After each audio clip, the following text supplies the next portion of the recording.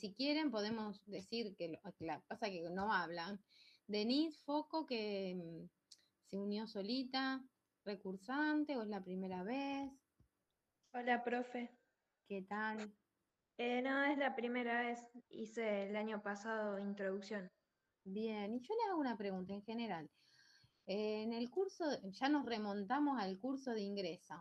¿Habían hecho esos casitos de crear su propio emprendimiento y luego relacionarlos con los conceptos contables? ¿Lo han hecho? Porque esto empezó el año pasado.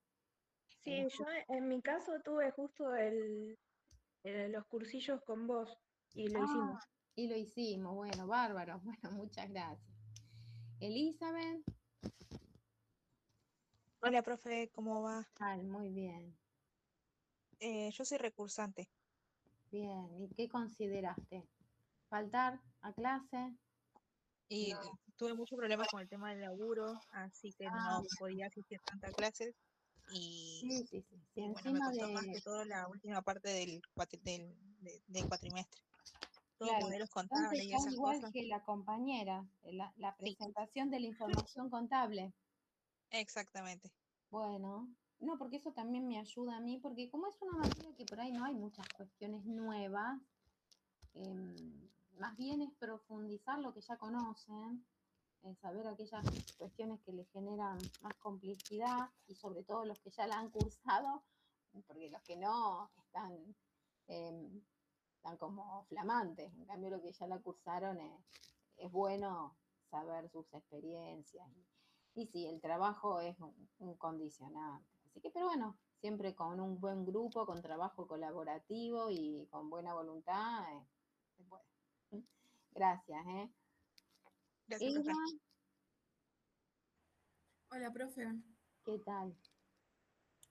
Es la primera vez que curso Contabilidad 1. Bien. ¿Y ya tienen aprobada introducción? Sí, sí. Bien, bien. Bárbaro, entonces. Yanela, Hola, Kai. profe. Sí, Sí, acá. También es la primera vez que curso y sí, ya probé introducción. bien. Bárbaro. Tenemos también Yanela Machado. Hola, profe. ¿Qué tal? Es la primera vez que la curso. Perfecto. Bueno, tenemos muchas expectativas entonces. Sí. Bárbaro. Lara. Hola, profe. Yo tengo aprobada contabilidad 1, digo, introducción a la contabilidad, y contabilidad ya la arranqué a cursar, pero por cuestiones personales la dejé, así que bueno. eh, La primer parte cursaste y tuviste sí, que abandonarla. sí, Bueno, vamos, Dios quiera que lo logremos. sí. Muchas gracias. Leonela, creo que me queda y ya me queda Luisina. Hola, profe. Sí, ¿qué tal? Yo igual, es la primera vez que curso la materia. Perfecto. ¿Y eligen este horario? ¿Trabajan? No, yo elijo este horario porque me queda como trabajo a la mañana de 8 a Perfecto. 4 y así que... Sí, generalmente los compañeros que eligen estos horarios tienen trabajo y eso se hace también Sí, un poquito más difícil o llegamos más cansados. sí, es complicado, pero bueno, No, seguro, hay que todo. meterlo igual. Muchas gracias, Marcos. Ya por primera vez, profe, tengo introducción a la contabilidad.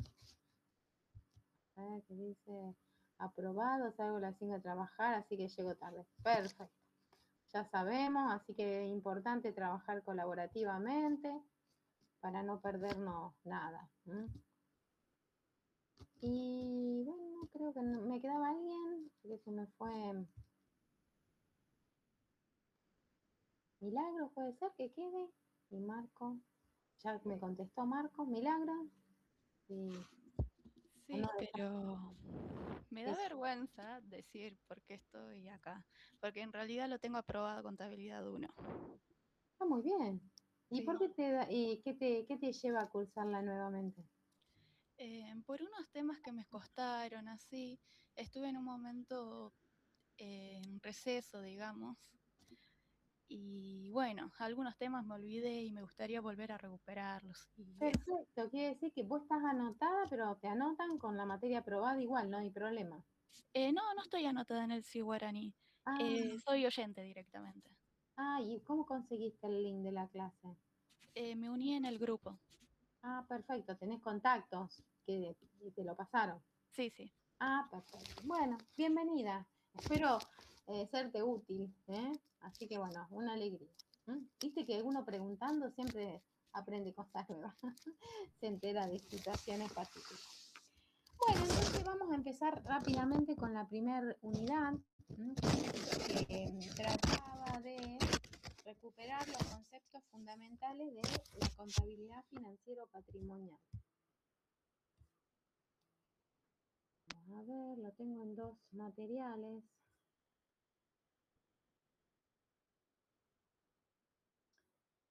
En cátedra aborda la contabilidad como una disciplina que está en constante evolución.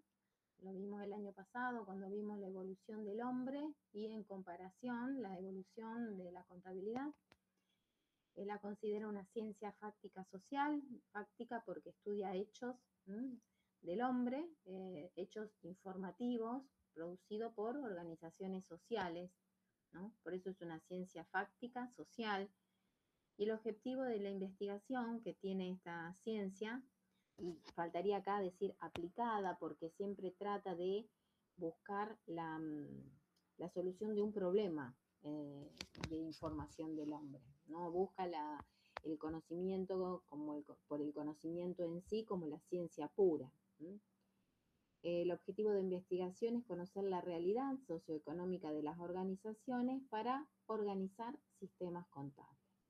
Ahora vamos a recordar qué eran los sistemas contables que responden a las necesidades informativas de estas organizaciones o del hombre. Entonces la contabilidad es una ciencia social y aplicada y tiene como objeto de estudio definido un dominio, que es el conjunto de estos temas sobre los que la contabilidad reflexiona, investiga y elabora conclusiones, que son hechos informativos relativos a la actividad socioeconómica de las organizaciones e investigaciones realizadas con una metodología científica. La metodología científica significa identificar un elemento, analizarlo, levantar información, lograr una hipótesis, aplicarlo a un suceso y luego ver si se puede aplicar en otras situaciones semejantes. Estas actividades incrementan el conjunto de conocimiento y posibilitan la realización de generalizaciones, que es lo que considera Matesit la esencia del enfoque científico. Observo, describo, mido, se hace una extracción de generalidades y se aplica a otros casos. Eso es la esencia del método, con la intención de construir una teoría general, que es el sustento de cada sistema contable. Entonces, tenemos teoría de lo más chiquito a lo más grande. La teoría es una explicación completa y fundada sobre algún aspecto de la realidad. Si hablamos de la teoría contable, es una reflexión crítica sobre cualquier tema contable. ¿Qué significa una reflexión crítica? Formular un problema, reunir y evaluar información, llegar o abordar a conclusiones que pueden ser puestas a prueba con criterios y estándares relevantes. Y la teoría general contable son los principios básicos comunes a todos los sistemas contables. ¿Qué son los segmentos contables? Son partes de esa teoría general contable que se aplican a sistemas contables específicos. Y encontramos el segmento empresarial o para el uso externo, que es la contabilidad patrimonial o financiera, el segmento empresarial para uso interno, que es la contabilidad gerencial o de costo, el segmento gubernamental, que es la contabilidad gubernamental o institucional, el segmento macroeconómico, que es la contabilidad de producto o ingreso nacional, y el segmento nacional, el segmento social y ambiental, que es la contabilidad social y ambiental. Entonces, los sistemas contables son un conjunto de reglas que están orientadas a una finalidad concreta. Tenemos sistemas contables macro, que están formados por un conjunto de normas o reglas de un lugar determinado. Y ahí podemos encontrar el sistema contable de Argentina, o el de algún otro país. Y lo micro son conjuntos de reglas y componentes materiales y humanos con la finalidad de brindar información útil para la toma de decisiones. Y tienen elementos. Estos elementos son las cuentas, los planes de cuenta, los manuales de cuenta, los registros, los métodos y los medios de registración, su archivo, los controles que se realizan y los informes que se emiten. ¿Qué relación existe entre un sistema contable y un segmento contable? Los componentes de los sistemas contables derivan de los segmentos contables. Por ejemplo, los planes de cuenta de la contabilidad patrimonial no son los mismos que los de la contabilidad gubernamental. O sea, los dos tienen planes de cuenta, pero cada uno es funcional a los elementos que tratan de reflejar. En la contabilidad patrimonial el objetivo es describir y normar sobre la situación patrimonial, las variaciones del patrimonio y la evolución del patrimonio neto, y las variaciones de fondo. Reflejan los 4 estados: el estado de situación patrimonial, el estado de resultado, el estado de evolución del patrimonio neto y el de origen y aplicación de fondos. Y los usuarios son a quienes van destinada esta información por excelencia: a inversores de riesgo, que son acreedores, accionistas, actuales y potenciales. Los informes que emite esta contabilidad son los estados contables, en sus 4, con la información complementaria y sus notas, con la información que la enriquece y sus notas. También podemos, como hicimos con teoría, podemos repasar los conceptos de sistema. Sistema era un conjunto de partes que están interrelacionadas o son interdependientes, de modo que producen un todo organizado. El sistema de información es un conjunto de técnicas, herramientas y procedimientos que se instrumentan para recoger estos datos, procesarlos y convertirlos en información. Y los sistemas de información contable son ese conjunto de elementos, técnicas, instrumentos, procesos, herramientas, que recogen datos de contenido económico, social, ambiental, interno y externo. Se los procesa y se los convierte en información útil para la toma de decisiones y el control de la organización y su entorno. Tiene como objetivo convertir en informes contables útiles datos que recibe y realiza esa transformación mediante un proceso determinado, que es el proceso contable. Bueno, bien, hasta acá es un resumen, o es ponernos,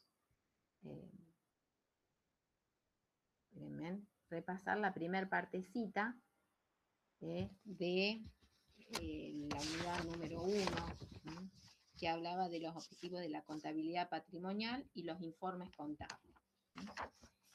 Yo voy a buscar otro material donde tengo, a ver, aguárdenme que tengo que buscarlo, detallado.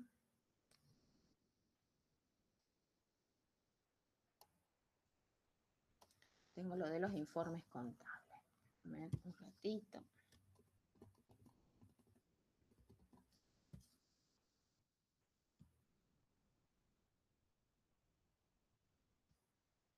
Bien. Vamos a ir dándole un poquito más de forma. Esta información ustedes la conocen.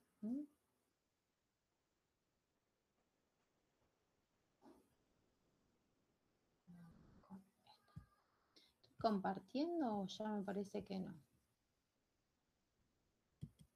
No. Ahí va. Y me parece que retomé. Me quedó un poquito así. Vamos a ir dando. Los informes contables los podemos identificar como el producto final del procesamiento de datos que realiza un sistema de información contable. ¿A quiénes van destinados los informes? Los destinatarios serían los usuarios, que son las personas que van a utilizar esta información contenida en estos estados contables para la toma de decisiones, podríamos ponerlo así. Entonces los destinatarios son ¿quiénes son los usuarios? Los destinatarios o viceversa. Vamos a poner así. Y tenemos tanto usuarios internos como usuarios externos. Los usuarios internos son aquellos que utilizan la información y son del mismo ente. En cambio, los usuarios externos son sujetos que se encuentran fuera del ente, de la organización que los emite.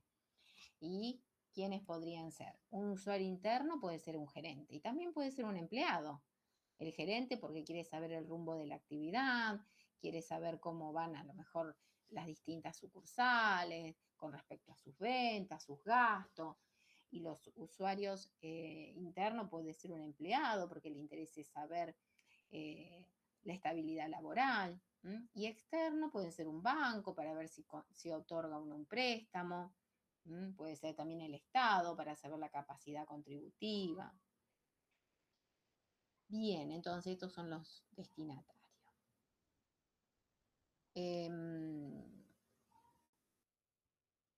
¿Cómo podemos clasificarlos? Lo podemos poner así, la clasificación de estos informes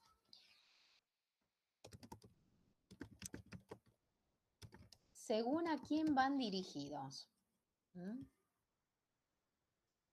Lo trato de esquematizar porque es muy sencillo y se pregunta bastante sobre esto. Puede ser dirigido a terceros. Cuando yo me dirijo a terceros, tengo que hablar, un ejemplo de un informe tienen que ser los estados contables en cualquiera de sus 4 formas, ¿no? El estado de situación patrimonial, el estado de resultado, el estado de evolución del patrimonio neto o el estado de flujo de efectivo. Cuando va dirigido a la misma organización emisora, podemos hablar de un informe del personal, un índice de rentabilidad, una información sobre datos de la comercialización, sobre la producción. También los podemos clasificar según estos estados, estos informes estén regulados por normas contables, profesionales y legales, como por ejemplo nuestras resoluciones técnicas o las leyes que emite el Banco Central, la Superintendencia de Seguros de la Nación. Y los no regulados son aquellos informes generalmente internos, que como no salen del ámbito de la organización, no necesita cumplir formalidades. Acá vamos a ver cómo lo ponemos para... Sí, puede ser. Y lo podríamos poner así, dirigidos a terceros, en negrita.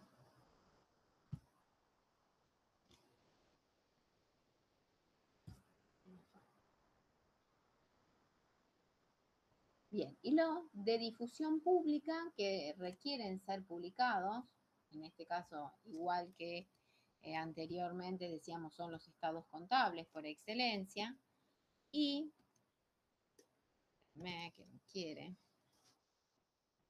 los que no necesitan una difusión pública. Toda la información que se maneja internamente no necesita una información pública. Acá le podríamos poner así, usuarios internos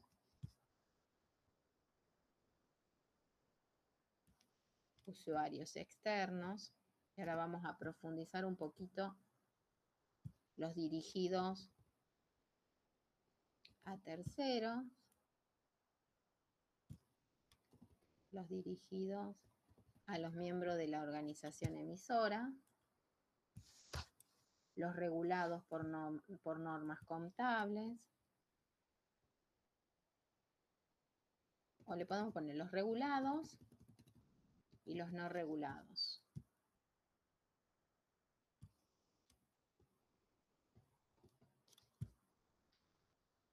Y los de difusión pública y sin difusión pública. Acá tenemos la clasificación.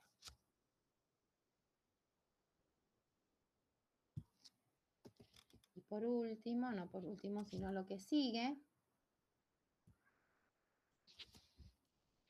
es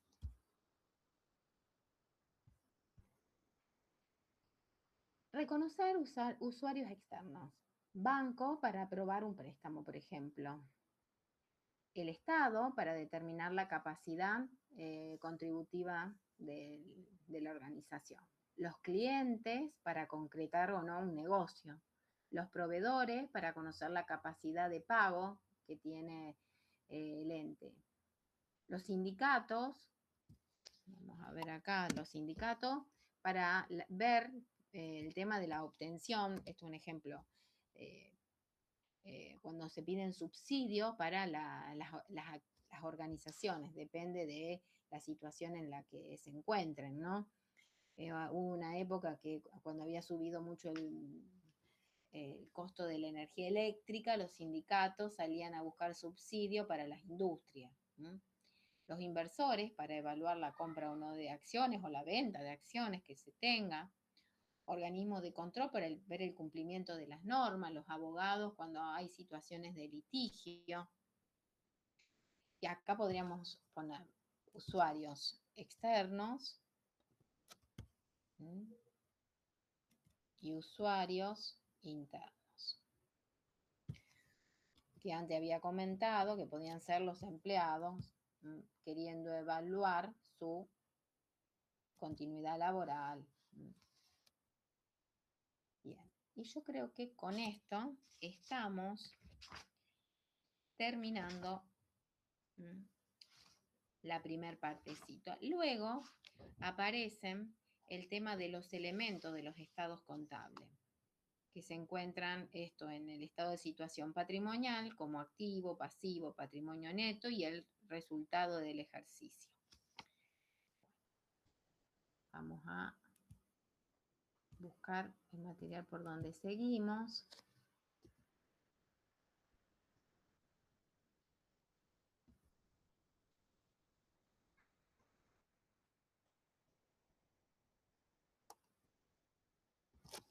Bueno, volvemos a compartir.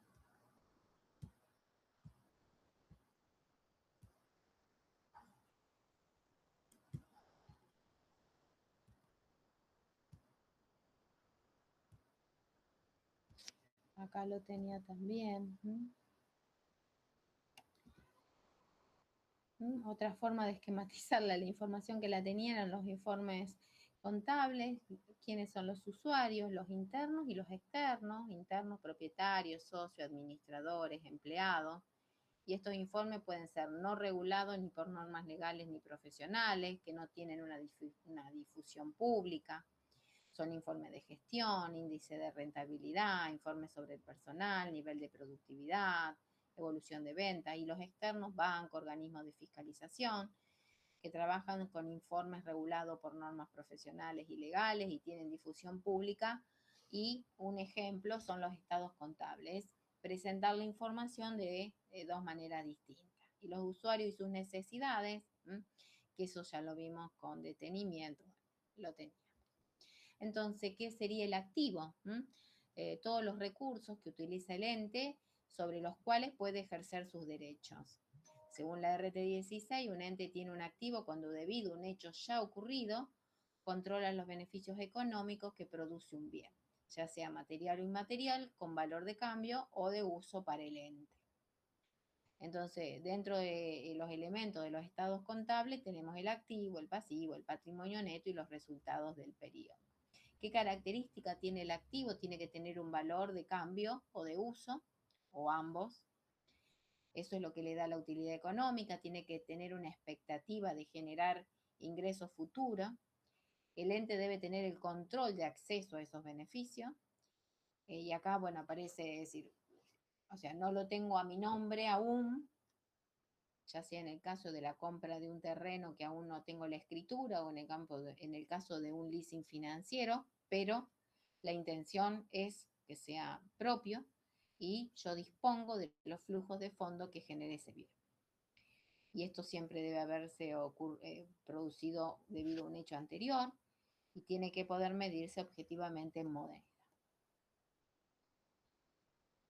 ¿Cómo se clasifican los activos? Según el plazo estimado de su conversión en efectivo, encontramos activos corrientes, donde su conversión en efectivo o equivalente se espera que se produzca dentro del año siguiente a la fecha de cierre del ejercicio económico, o ya lo son a esa fecha. Y los no corrientes es cuando se espera que se conviertan en efectivo o equivalente después de transcurrido un año desde la fecha de cierre. Los pasivos son las fuentes de financiación de terceros. Desde el punto de vista jurídico son obligaciones de dar, de hacer y de no hacer. Y desde el punto de vista contable son las deudas ciertas y contingentes. Las ciertas son las que existe certeza sobre la obligación de dar o de hacer. Y las contingentes son aquellas que dependen de que se concrete o no un hecho futuro que genera la obligación, con una probabilidad de un 51% de ocurrencia y que sean conocidas al momento de ser presentada esta información. Según la RT 16, un ente tiene un pasivo cuando debido a un hecho que ya ocurrió, está obligado a entregar bienes, a entregar activos o a prestar un servicio a otra persona, ya sea física o jurídica, o es altamente probable que ello ocurra. Y la cancelación de esa obligación es ineludible. Es decir, en caso de ser contingente, hoy ya es probable. Es probable que ocurra. Deberá efectuarse en una fecha determinada o determinable. Así, determinada cuando uno lo conoce con anticipación y determinable es cuando ocurre ese hecho que lo va a generar, o debido a la ocurrencia de ciertos hechos o a requerimiento del acreedor.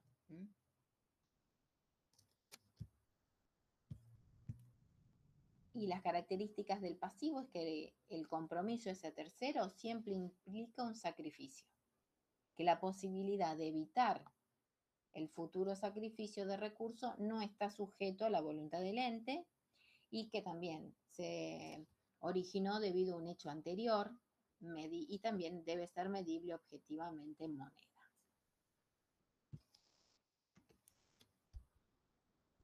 Quiero ver esta. ¿Cómo se cancelan los pasivos? Entregando dinero u otro activo, prestando un servicio, convirtiendo la deuda en capital, renunciando o perdiendo el derecho del acreedor o su reemplazo por otro pasivo.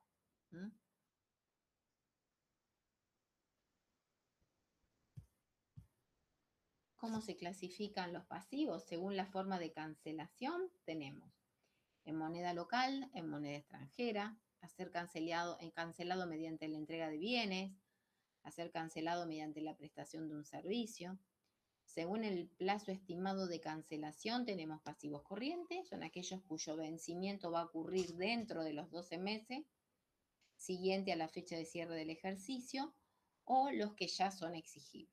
Y pasivos no corrientes son aquellos cuyo vencimiento va a ocurrir con posterioridad a los 12 meses siguientes a la fecha de cierre del ejercicio. Bien.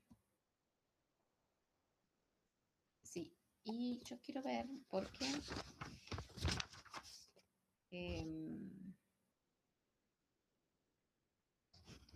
Bien, así estamos. Bien, entonces pasamos a los resultados.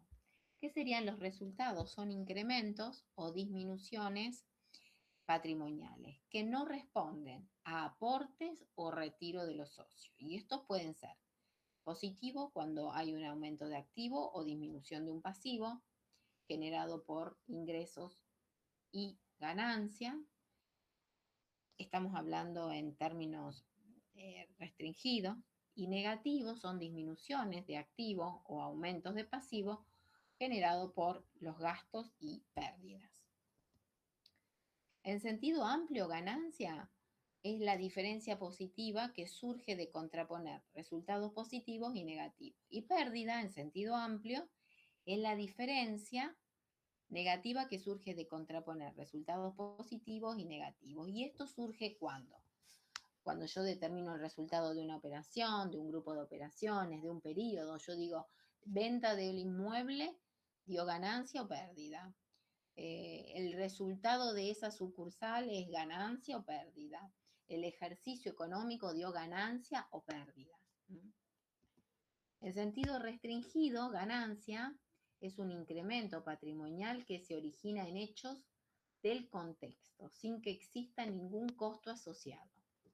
Y la pérdida en sentido restringido es disminución del patrimonio que se origina en hechos del contexto, sin que exista ningún ingreso asociado. Ingresos.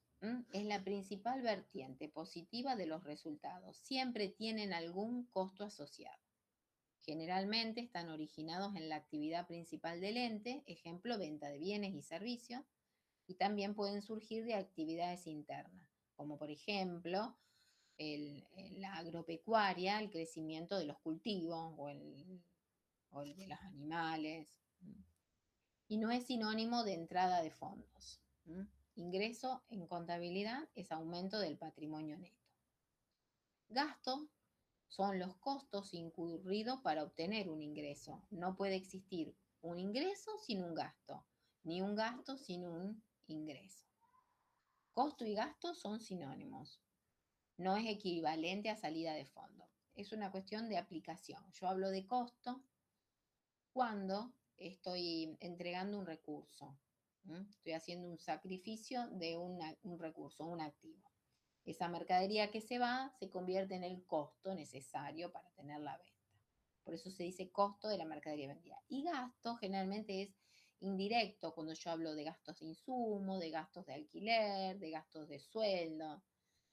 No es directo a la generación de ese ingreso. La RT16 define a los ingresos como resultados positivos que siempre se originan en la actividad principal del ente. Según la doctrina, puede existir ingresos derivados de actividades secundarias, si tuvieron gastos asociados. Y ahí el ejemplo es los alquileres. El alquiler de un local no es producto de la actividad principal, sino soy una inmobiliaria. Y, sin embargo, como para mantener ese local uno tiene que realizar gastos, se lo considera un ingreso. Ganancia, resultado positivo sin ningún gasto previo. Se consideran gasto todas las disminuciones del patrimonio que son necesarias para obtener un ingreso. Y la pérdida, disminuciones patrimoniales sin que se espere obtener un ingreso. Recordar, costo es igual a gasto y es igual a sacrificio económico de recursos, mientras que un recurso aún no fue consumido es un activo. Cuando es un consumido con contraprestación, yo digo gasto. Un consumido sin contraprestación, digo pérdida. ¿Sí? Con esto estamos recordando o repasando como para comenzar a desarrollar como indica acá el material, la registración contable. Y aparece en un primer momento la registración de hechos económicos en distintos momentos de la vida del ente. Ustedes quedaría para la próxima clase es hacer las actividades sugerida de la página 28, donde hay 17 preguntitas. A mí me parecen muy útiles para poder afirmar un poquito todo esto que estamos haciendo. Y hay un caso integrador, Fiordo, que también sería muy bueno empezar a hacerlo ahora. Yo estoy controlando.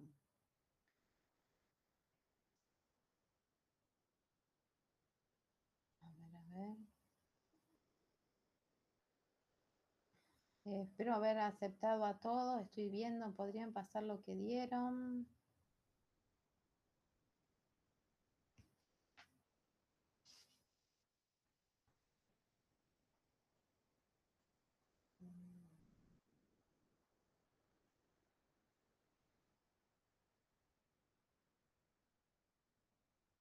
Creo que yo les había comentado que nos encontrábamos el viernes, me parece. La verdad que no. Ahora tendría que leer el correo. Bueno, vamos a ver. No sé si hay compañeros que no se enteraron y por eso no se sumaron.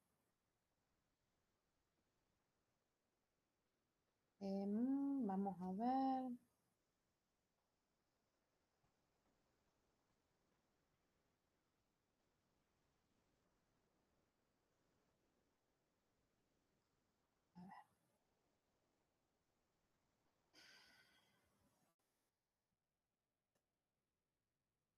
Lo ponen a esta actividad como para que ustedes vayan repasando. No está como planteado su resolución, pero lo que podemos hacer es ir, por ejemplo, hacemos 10 asientos y los compartimos en la próxima clase. Hacemos otros 10 asientos en 5 clases, 6 clases. Terminamos de recordar o ponernos a tono con lo que supuestamente terminamos de ver en Introducción a la Contabilidad. ¿Sí les parece? De tarea, porque todavía no terminamos la clase.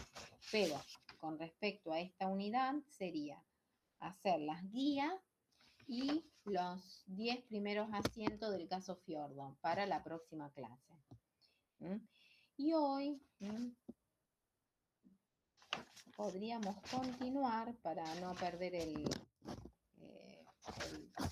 orden, ver el tema que sigue en la página 37 con respecto a la registración contable de aquellos hechos en distintos momentos de la vida del ente.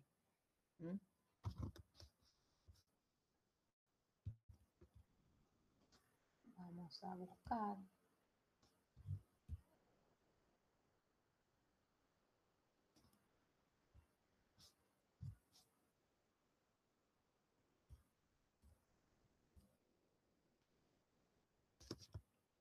Bueno, yo lo tengo esquematizado de la siguiente manera. Ustedes tienen que siempre leer todo el material. Lo que pasa es que por ahí leer el material se hace un poquito denso, aburrido.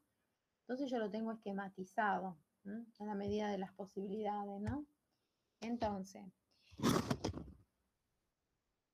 si yo constituyo o registro el inicio de las actividades de una empresa unipersonal, ¿cómo sería el asiento contable? A ver, ¿quién se anima a compartirlo? Una empresa unipersonal inicia, es decir, una persona destina tanto de ahorro para emprender una actividad. ¿Cómo quedaría el asiento?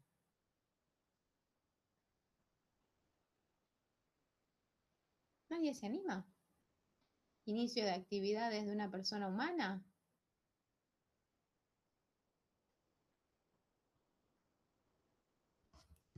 ¿No?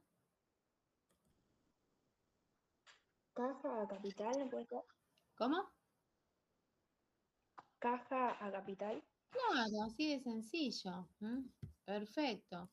O sea, inicio mis actividades con un efectivo de 100.000 pesos. Entonces, ¿yo qué digo? Como soy persona humana, le doy a mi emprendimiento 100.000 pesos. aumenta el efectivo de mi emprendimiento, que va a ser considerado el aporte del propietario a capital. Muy bien. ¿Qué pasa si estamos hablando de inicio de actividades de una persona jurídica? Hay dos momentos en las personas jurídicas. Uno es el de suscripción, que es el compromiso que adquieren los socios para con la sociedad, para con el nuevo ente que van a dar nacimiento. Por eso, cuando los socios se comprometen, aparece una cuenta de activo contra la cuenta de capital, ¿no? Depende del tipo societario en el que estamos, la cuenta de activo que participa es distinta. Si yo estoy en una sociedad anónima, la cuenta que refleja el derecho de la sociedad para con los socios es la cuenta accionistas.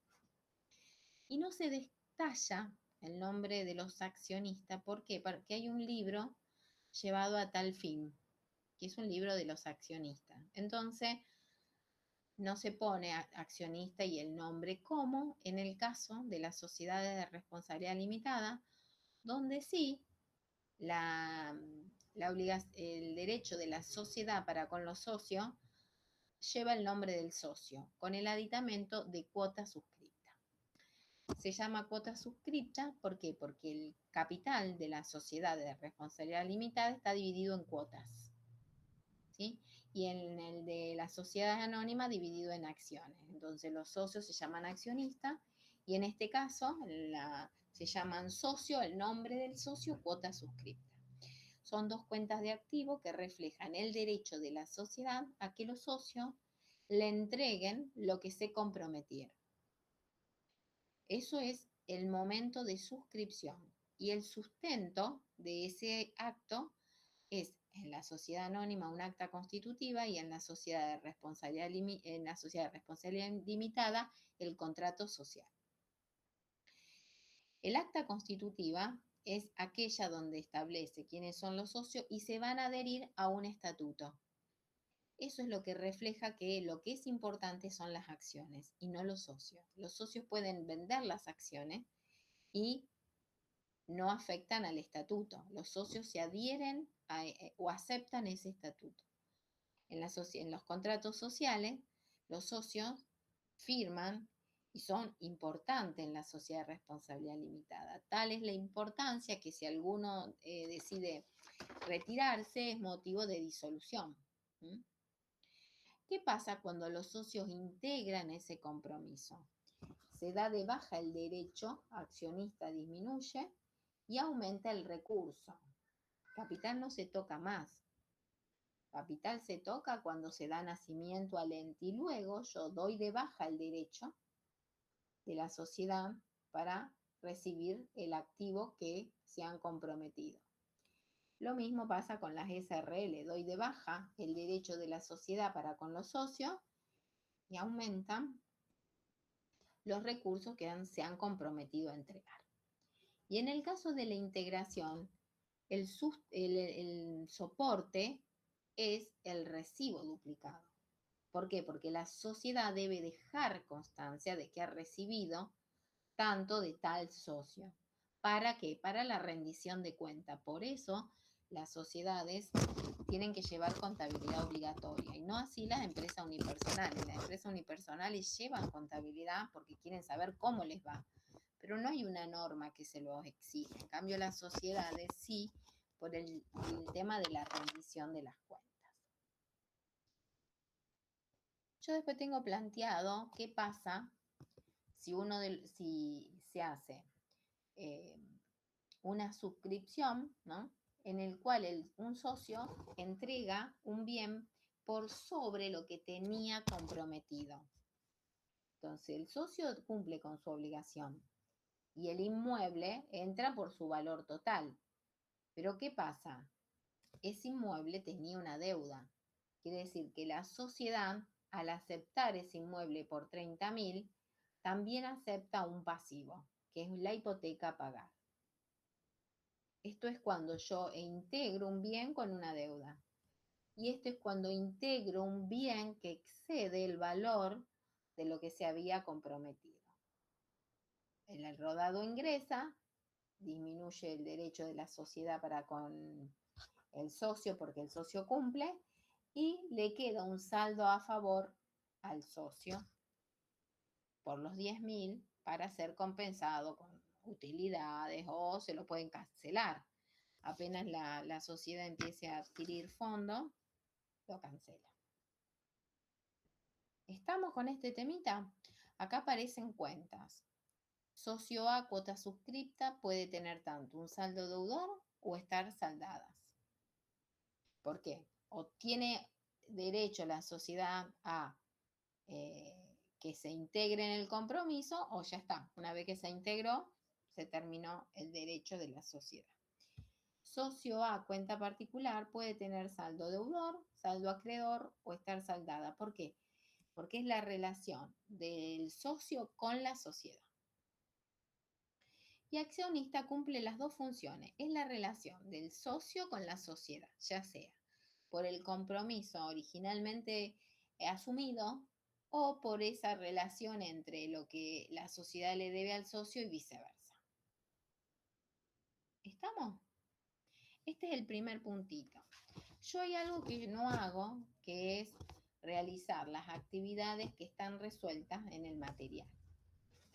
Yo generalmente propongo algo distinto y les dejo que ustedes lo practiquen.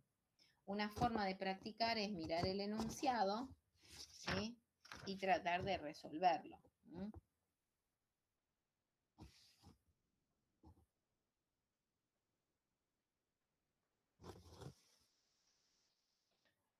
Yo les di algo parecido y en el material, el de la sociedad de responsabilidad limitada, Ruiz, cuota suscripta, y se compromete por 50, Ramírez por 50 y Campos por 50.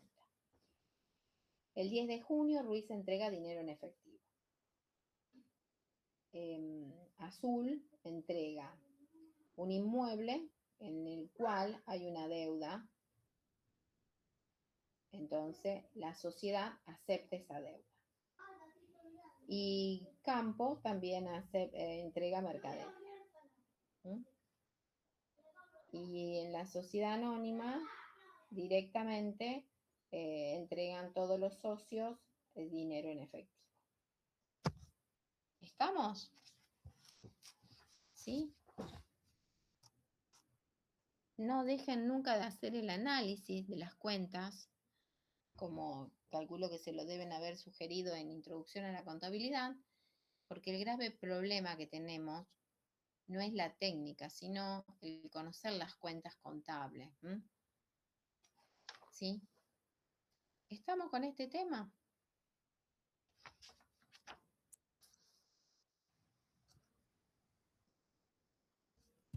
Hola. Sí, profe. ¿Estamos? Bueno, me alegro. Bien, vamos a pasar al segundo, que indica compra y venta de bienes.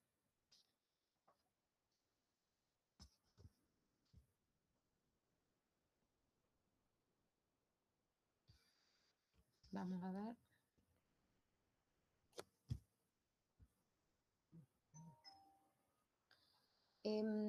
Las mercaderías, cuando uno compra, ingresan al patrimonio por su valor de contado, neto de bonificaciones y descuentos.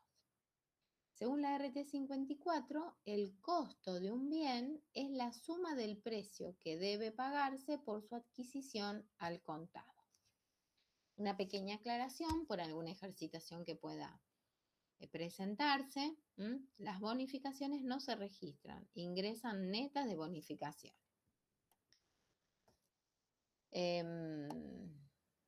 Ustedes en el material hay una pequeña presentación al comienzo que yo la tengo relacionada con el tema que sigue, que es que indican que cuando uno compra, luego,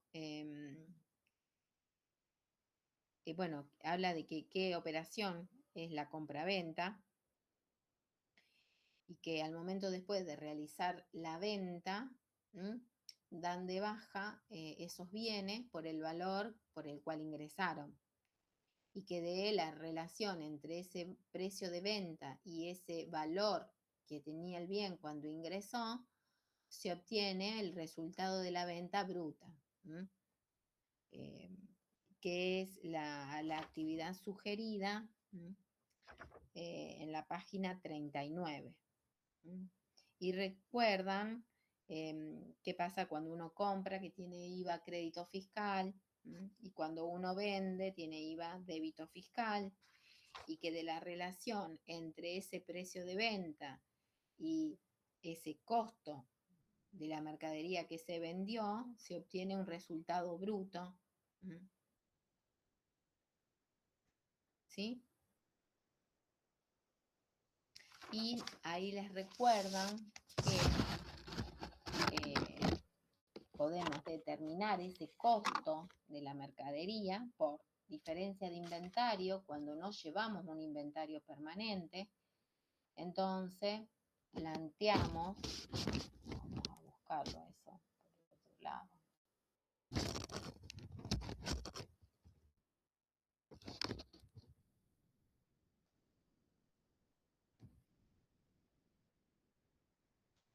A ver dónde lo tengo acá. ¿Cómo se podía determinar los métodos para determinar el costo de la venta? Uno, por inventario permanente, que es llevando una ficha. ¿Se acuerdan la ficha? Donde teníamos una entrada, una salida y un saldo. Y podían ser primera entrada, primera salida, última entrada, última salida y costo promedio ponderado. Y había otra que era por diferencia de inventario, donde yo no llevaba ficha. Imagínense, el inventario permanente va para una, por ejemplo, una ferretería industrial, pero una ferretería de barrio usaría yo diferencia de inventario, donde digo, yo empecé con tanto, compré tanto, paro un día y hago un inventario de todo lo que hay, y digo, mi existencia final es de tanto. La diferencia es lo que no está, es lo que se vendió. Hay algunas críticas a este sistema de que considera perdido, considera vendido cuestiones que a lo mejor se perdieron, se deterioraron, o sea, no sirve para ajustar ese control patrimonial que tenemos que hacer sobre los bienes. Bueno.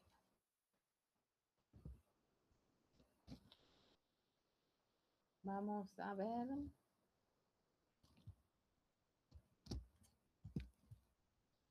Vamos a volver. Ya calculo que con esto estaría.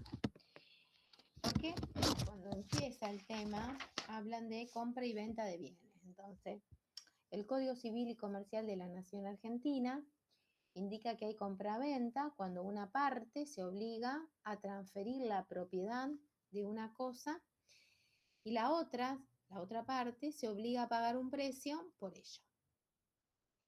Esto puede ser de contado o a crédito. Cuando es a crédito puede ser en cuenta corriente, que es el famoso fiado, que es el me llevo la mercadería y queda mi palabra, dando sustento, o documentada, cuando yo me llevo la mercadería y entrego un pagaré. También podríamos hablar de cheques. En la cuenta corriente el interés no está pactado, pero no se ve, porque no hay un comprobante que lo incluya. Y en la documentada, generalmente, ese interés está registrado en ese documento. Quiere decir que yo informo o me informan un interés antes de que ese interés ocurra, antes de que ocurra el hecho generador. Entonces, tenemos registraciones contables. Primero la venta por el ingreso, que es una variación patrimonial positiva, y luego el costo por la salida de ese bien que generó la venta, que es una variación patrimonial modificativa negativa. Entonces, la compra-venta de bienes y servicios a plazo contiene intereses, que es el valor tiempo del dinero y es la retribución del capital financiado. Esos intereses pueden ser implícitos o explícitos. Implícitos se encuentran incluidos dentro del precio a pagar en el plazo acordado. Y los explícitos están individualizados en la factura o en una nota de débito por separado. ¿Mm?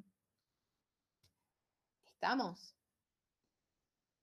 La normativa vigente en la RT 54, en la parte de costo financiero, párrafo 129, dice que la RT 54 establece que deben ser reconocidos como costos o como ingreso del periodo en que se devengan y dice a opción. Un componente financiero explícito es costo o ingreso y un componente financiero implícito hay que ver según la entidad. Si la entidad es pequeña, no se segrega ni en medición inicial ni posterior, excepto que opte segregar. Si estamos hablando de implícitos, si son explícitos, siempre son costos o ingresos. Si están incluidos, si es pequeña, si no lo hace al principio, no lo hace después. Si es mediana, una entidad no pequeña, segrega el plazo de por lo menos, segrega cuando el plazo de financiación de por lo menos una cuota supere los 12 meses. U opte por segregar. ¿Sí?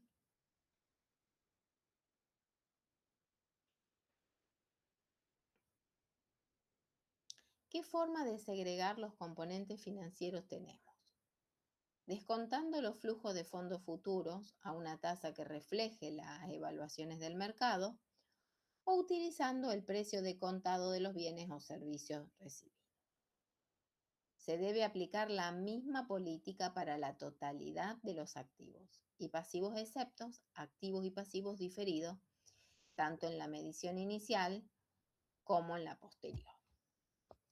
Que nosotros no es un tema que lo abordamos. Si no se opta por segregar medición efectuada, la medición efectuada equivale a precio de contado.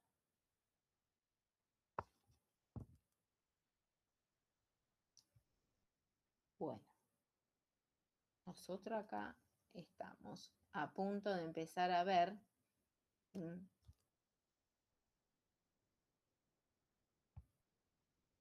¿sí? los distintos casos.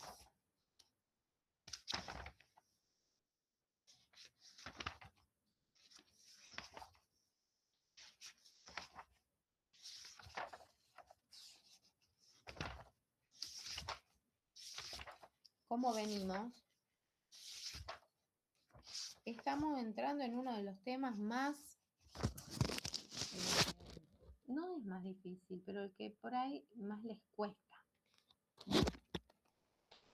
Bien, vamos a ver. Yo tengo acá preparado como para mostrarle esto que estuvimos leyendo. Cuando un interés es explícito y es facturado. Explícito porque nos dicen cuánto es el interés. Y facturado porque yo lo estoy viendo en la factura. Al momento de nacer esta factura, hay un interés que es explícito y está facturado. Es explícito y no facturado. Es explícito porque dicen que si yo no pago de contado, a 30 días tengo 10% de recargo. ¿Y por qué dice que no está facturado? Porque no está dentro del valor facturado en el cuerpo de la factura. Este está facturado porque está incluido. Este no está facturado porque no está incluido. La idea es familiarizarlos con los comprobantes. Entonces, interés explícito no facturado, estaríamos ante la ejercitación de que, caso número 1, Dice, compra de mercadería en cuenta corriente. Factura original de López por mercadería por un total de 40.000 más el IVA. Condición de pago contado. A 30 días hay un recargo del 10% y en el ejercicio del 3%. Entonces, yo tengo que registrar la compra. ¿Alguien me puede decir por qué yo qué tengo que hacer? ¿Tengo que registrar este interés? Ese que a 30 días 10% de recargo, ¿lo tengo que registrar ahora? No, cuando se cumpla el tiempo y te mandarán una nota de débito, supongo. Claro, porque como no está incluido, no está explícitamente, no está facturado, yo no puedo ser mentirosa. Si yo digo, tengo un interés de tanto, estoy siendo mentirosa. ¿Por qué? Porque el titular puede después traerme el recibo. ¿Y quién me dijo a mí que yo tenía que reconocer los intereses? Si yo no sé lo que va a pasar. Entonces, a medida que el tiempo va pasando y el hecho generador va ocurriendo, que es la prestación del servicio de financiamiento, yo lo debo reconocer. Si hay un cierre de ejercicio, por la base de lo devengado, que dice que yo tengo que imputar a cada periodo el interés que le corresponde, el resultado que le corresponde, hasta que se cumpla el vencimiento.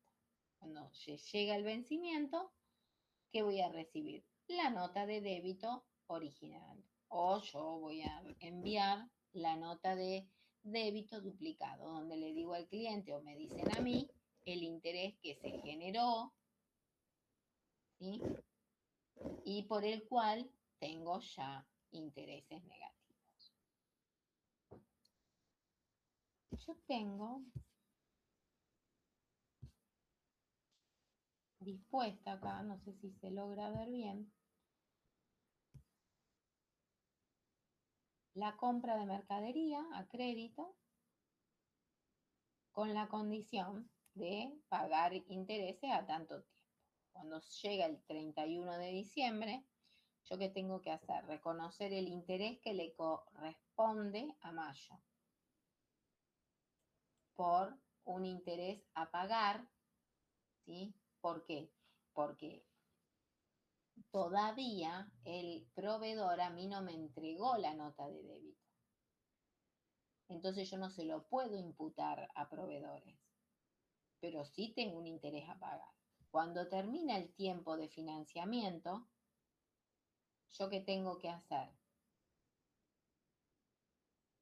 Registrar esa nota de débito que me manda el proveedor. Entonces ahí sí aparece proveedor y doy de baja el interés pasivo a pagar, que se generó por devengamiento al 31 de mayo.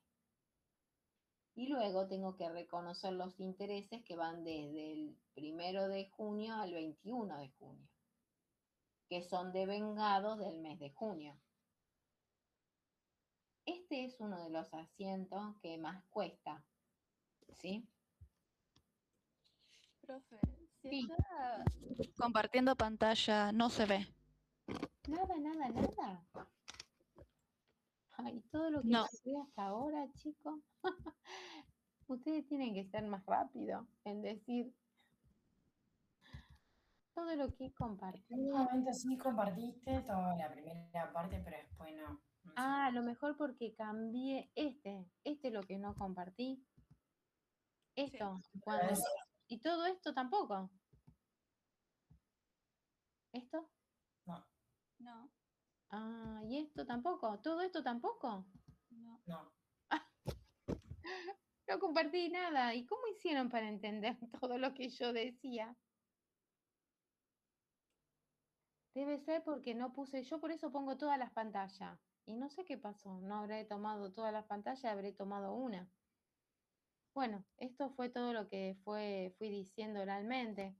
Diferencié la suscripción de la integración, los asientos y los comprobantes de respaldo. Mira. ¿Sí? Esto es el compromiso y esto es la integración, y lo más importante acá son las cuentas. Compromiso es, los accionistas se comprometen a entregar el capital, luego los accionistas disminuyen y aumentan lo que han integrado. Los socios de una sociedad de responsabilidad limitada contra el capital. Cuando los socios integran, disminuye el derecho de la sociedad porque aumenta su recurso. Siempre en integración aparecen los recibos duplicados porque deben dar cuenta. Y en la suscripción es la minuta contable. ¿De qué? Del acta constitutivo en las sociedades anónimas y contrato social en la sociedad de responsabilidad limitada, por lo que les había dicho anteriormente. Y acá encontrábamos los dos casos, cuando yo integro un pasivo. El inmueble tenía una deuda que para poder entregárselo a la sociedad tiene que aceptar la deuda a la sociedad. Y cuando es en exceso, me queda la cuenta socio cuenta particular, es decir, el socio tiene 10.000 a favor por el exceso del valor del rodado. Y acá aparecían las tres cuentas nuevas: socio a cuota suscripta, socio a cuenta particular y accionista. Cuota suscripta termina cuando los socios terminan de integrar el compromiso, y socio cuenta particular puede tener saldo deudor, acreedor o estar saldada porque refleja la relación de la sociedad para con el socio. Y accionista cumple las dos funciones, para integrar y para mantener esa relación a lo largo de la vida económica. Después había explicado un poquito esto del valor de la mercadería, que siempre se tiene sin tener en cuenta bonificaciones y descuentos. Y el costo del bien es la suma del precio que debe pagarse por su adquisición al contado. Acá nosotros tenemos otro tema, que es qué pasa con los seguros, los fletes. Se le deben sumar todos aquellos gastos necesarios para tenerlo en condiciones de ser usado o de ser comercializado, salvo el IVA, que si es recuperable, y los intereses. Después, un poquito esquematicé la información que ustedes tienen sobre la compra-venta, que puede ser de contado o a crédito. Y cuando hay una compra-venta, siempre se registra primero la venta y luego la salida de esos bienes, generando la variación patrimonial negativa y positiva respectivamente. Y después la compra de bienes y servicios, hay intereses, que es el valor tiempo del dinero, que es la retribución del capital financiado. Son implícitos cuando se encuentran incluidos dentro del precio a pagar. Y explícitos cuando están individualizados en la factura o a través de una nota de débito por separado. La normativa establece que se deben ser reconocidos como costo o ingreso del periodo en que se devenga. Entonces, si el componente financiero es explícito, es un costo o un ingreso. Si es implícito, tengo que ver si la entidad es pequeña y no segrega ni en medición inicial ni posterior, no segrega porque opta por esa opción. Y si la entidad no es pequeña, segrega cuando es obligatorio, ¿no? Cuando el plazo de por lo menos una cuota supere los 12 meses, u opte por segregar. Entonces, forma de segregar los componentes financieros, descontando los flujos de fondos futuros a una tasa que reflejen las evaluaciones del mercado, o utilizando el precio de contado de los bienes y servicios. Y se aplica la misma política para la totalidad de los activos y pasivos, excepto activos y pasivos diferidos, que no es un tema de este material. Y si no se acepta por segregar, la medición efectuada equivale a precio de contado. Es decir, yo no quiero segregar, está implícito y soy pequeño, ese monto es de contado. Y acá lo que les mostraba, un interés explícito, lo veo y está facturado. Un interés explícito, pero no está facturado. Yo sé cuánto me van a cobrar por financiamiento, pero no está facturado. Y yo les había mostrado esto. Yo compro y hago un asiento, donde el interés es explícito o no facturado. Cuando llega 31 de mayo, por la base de lo devengado, que lo vamos a dejar para la clase que viene, para recordarlo, porque ustedes lo conocen, ¿yo qué tengo que hacer? Reconocer el resultado negativo y generar el pasivo a pagar. ¿Por qué el interés pasivo a pagar lo pongo en a pagar y no se lo doy a proveedores? Porque todavía el proveedor no me dio la nota de débito. Cuando me da la nota de débito, deja de ser un interés innominado que está en una bolsa para tener el nombre y el apellido del proveedor. ¿Sí? Ahora sí se vio. Ahora sí. Sí, ustedes enseguida me tienen que decir. Por lo menos si le digo no tengo nada. Bueno, yo creo que por ser el primer encuentro estamos. No sé si hay alguien que no ha estado en la presentación, quisiera algo más. Yo les aconsejo que lean, por ejemplo, hasta el tema de préstamo, que es lo que vamos a hacer la clase que viene. Y tenemos, a ver, podemos ya empezar a aplicar la clase que viene las actividades de la página 60 y 61. Entonces le queda la resolución de la guía, los 10 primeros ejercicios del caso Fiordo, y el que se anima a hacer los ejercicios de la página 60 lo puede hacer.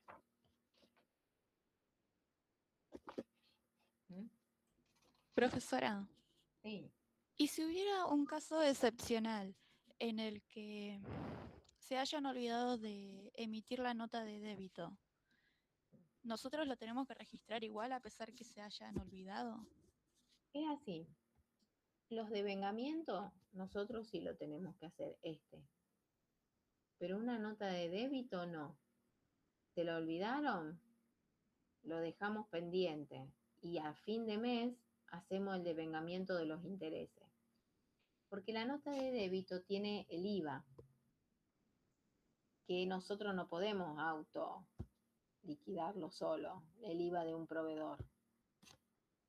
Entonces vamos a tener que avisarle al proveedor que nos envíe la nota de débito y cuando ella llega, la cargamos. Lo que sí nosotros hacemos todos los movimientos internos de devengamiento. ¿Se entiende?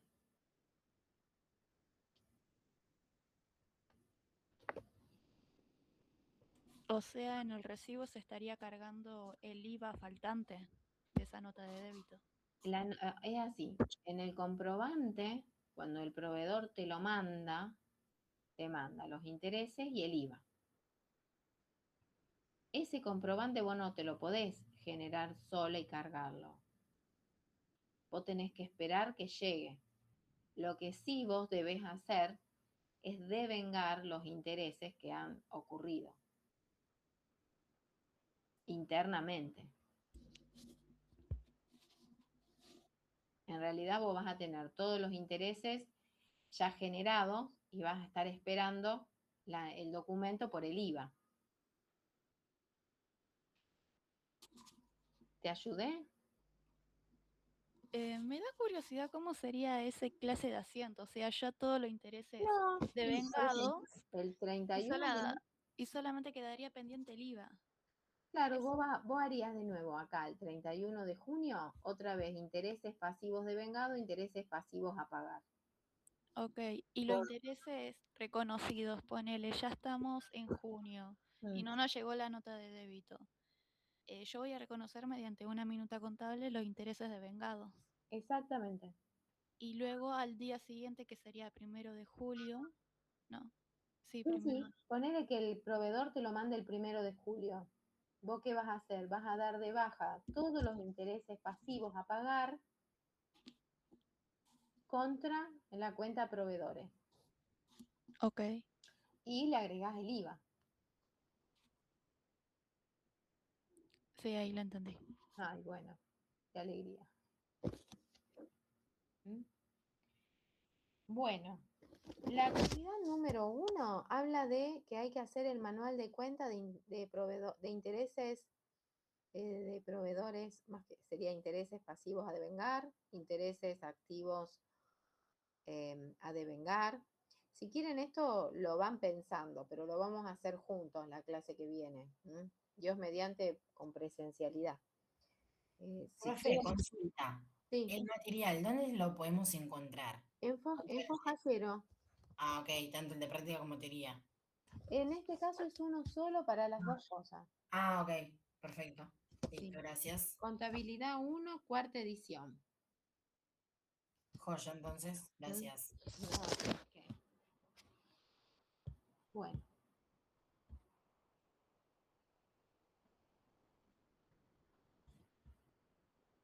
Si no tenemos más preguntitas.